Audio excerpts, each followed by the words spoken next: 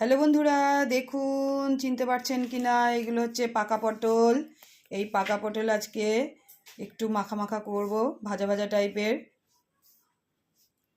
খেয়ে দেখবেন, খুব সুন্দর লাগে। আমি করে দেখব, এই রেসিপিটা করব, দেখবেন কিভাবে করব তার রেসিপিটা একটু আপনাদের সঙ্গে শেয়ার করছি। কালো জিরে ফোড়ন দিলাম,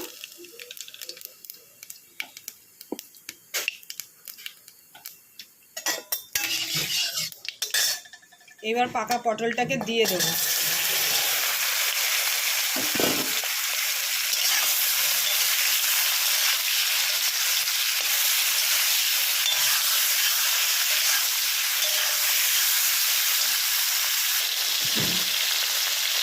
সামান্য হলুদ দিলাম,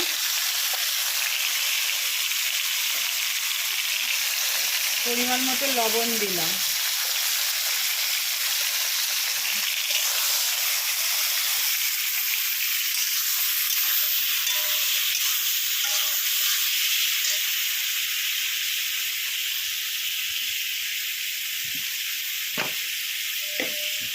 সামান্য একটু পেঁয়াজ দিয়ে দিলাম, কোচানো পেঁয়াজ অল্প করে দিলাম।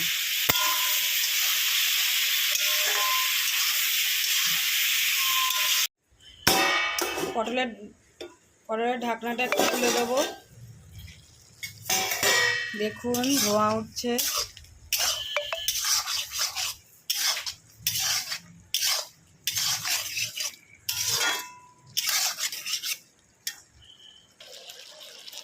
সামান্য একটু চিনি দিয়ে দেবো।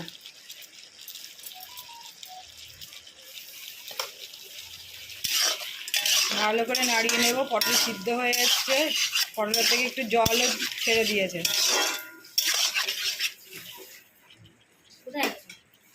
আবার একটু ঢেকে দেব।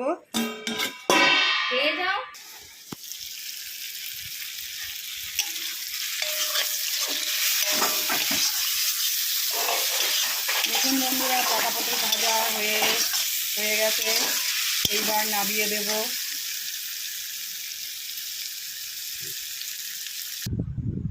দেখুন, এই যে পাকা পটল ভাজা হয়ে গেছে।